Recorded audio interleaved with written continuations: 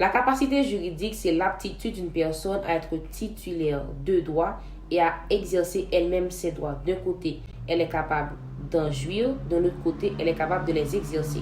De ce fait, il en résulte deux types de capacités, la capacité d'exercice et la capacité de jouissance. La capacité d'exercice, c'est le fait de pouvoir exercer un droit dont on est le titulaire sans avoir besoin de représentation ou d'assistance d'un tiers. Exemple, pouvoir vendre un bien dont on est propriétaire, vendre une maison, une voiture.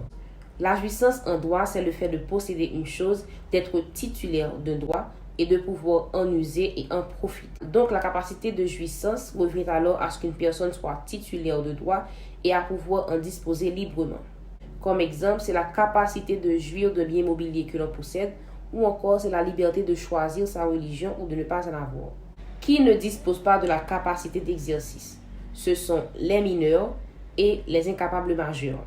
On dit alors qu'ils ont une incapacité d'exercice. Pour l'incapacité de jouissance, une incapacité de jouissance peut frapper un étranger dans un pays à ce qu'il ne puisse pas voter.